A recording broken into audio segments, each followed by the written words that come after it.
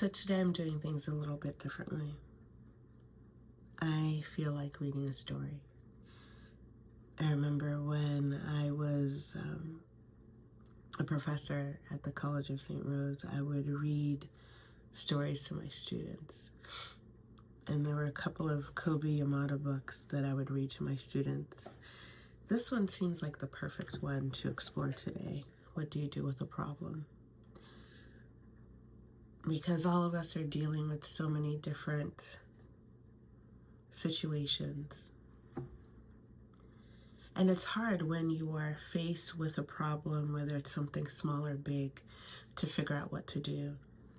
Sometimes you just kind of stay in the space of being stuck, believing that there's no way out of the situation.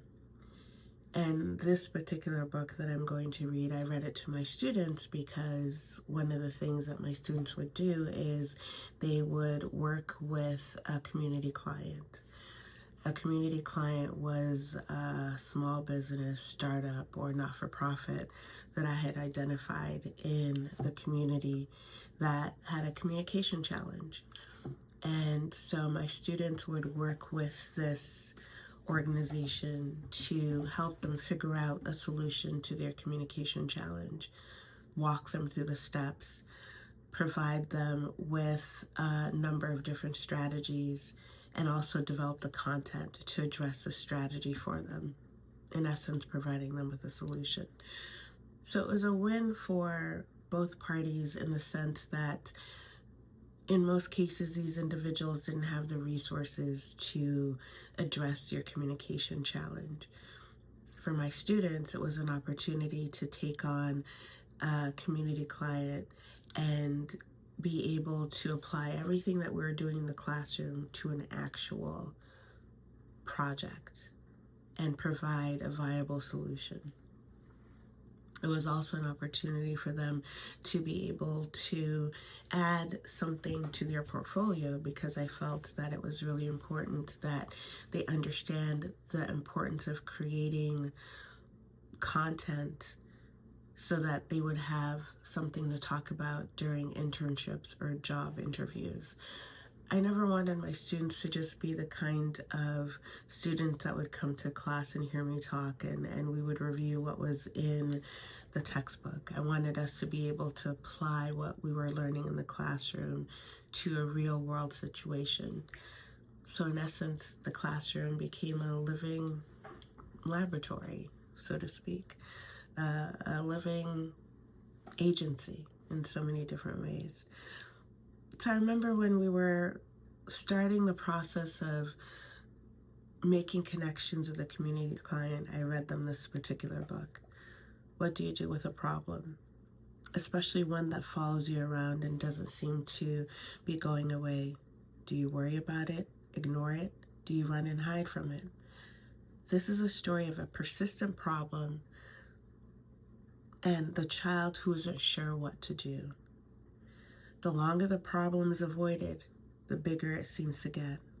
But when the child finally musters up the courage to face it, the problem turns into something quite different than expected. This is a story for anyone at any age who has ever had a problem but they wish would go away. We all feel that way from time to time.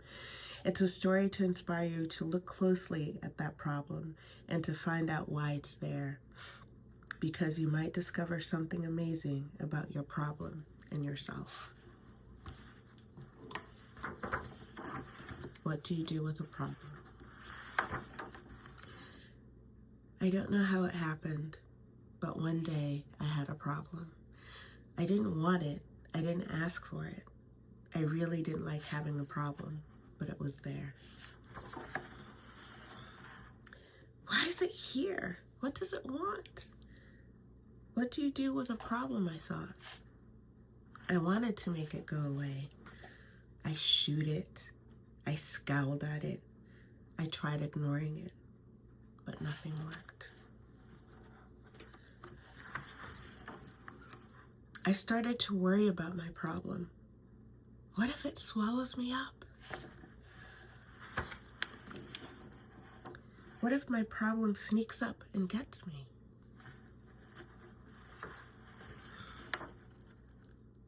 what if it takes away all of my things? I worried a lot. I worried about what would happen. I worried about what could happen. I worried about this and I worried about that. And the more I worried, the bigger my problem became. I wish it would just disappear. I tried everything. I could hide from it. I even found ways to disguise myself, but it still found me. And the more I avoided my problem, the more I saw it everywhere. I thought about it all the time. I didn't feel good at all. I couldn't take it anymore. This has to stop, I declared. Maybe I was making my problem bigger and scarier than it actually was. After all, my problem hadn't really swallowed me up or attacked me. I realized that I had to face it. So even though I didn't want to, even though I was really afraid, I got ready and I tackled my problem. When I got face to face with it, I discovered something. My problem wasn't what I thought it was. I discovered it had something beautiful inside. My problem held opportunity. It was an opportunity for me to learn and to grow, to be brave, to do something. It showed me that it was important to look closely because some opportunities only come once. So now I see problems differently. I'm not afraid of them anymore because I know their secret. Every problem has an opportunity for something good. You just have to look for it.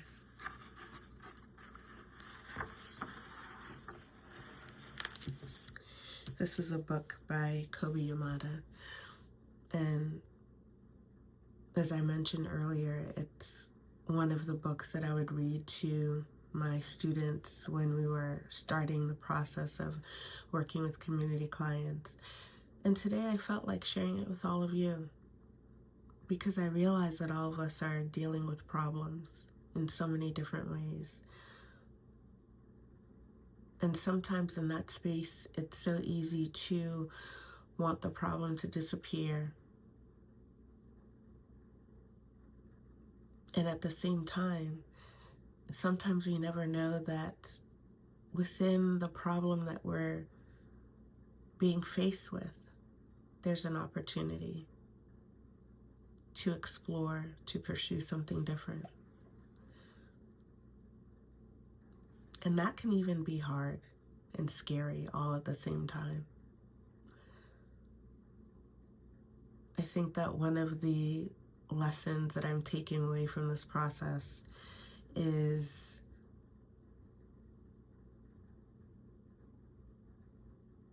looking at not only my personal and professional problems from a different light and understanding that there are opportunities that I can explore in any one of those situations. A couple weeks ago, I had shared that myself and two other friends that are part of this Life Leap community have embarked on this 100-day challenge of sharing stories on YouTube. And we've done different challenges on different social media platforms. And in some way, we've all individually and collectively kind of gotten to that space of sort of identifying some of the problems and the challenges.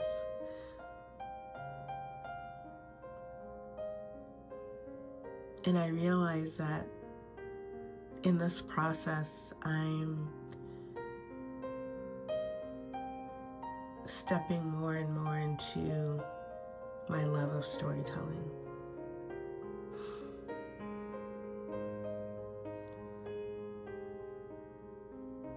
Wrapping my head around focusing on 100 days of showing up and sharing stories seems overwhelming at some point. I'm trying to think of, what am I going to share? Who's going to listen? And I realize that even if one person finds something that resonates with them, that's fine. I'm understanding that it's an opportunity to show up and simply share the different stories and experiences and lessons learned.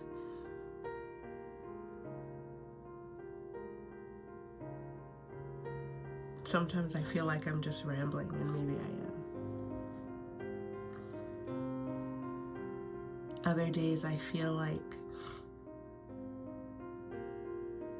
what I'm sharing are lessons and advice and words that I wish someone had shared with me at different points in my life journey.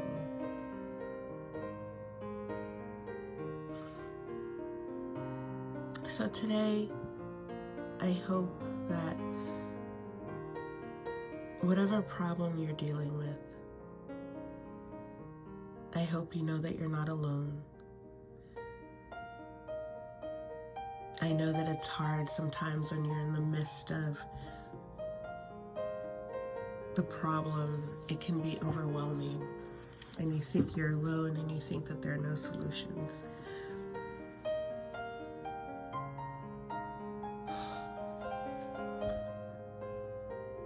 This is just a reminder that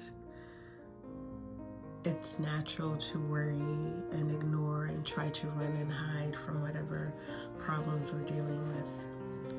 I really love the way the story ends, that every problem has an opportunity for something good. You just have to look for it. And I hope you'll believe that.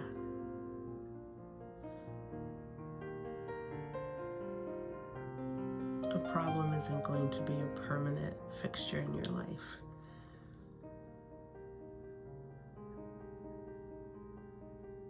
Your present circumstance is not going to be your permanent circumstance.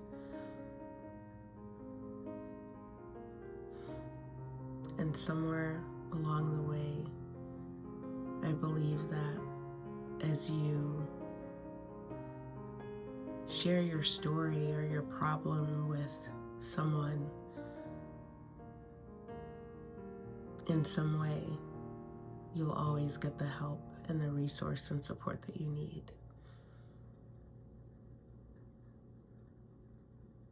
So that's it. That's a thought for today.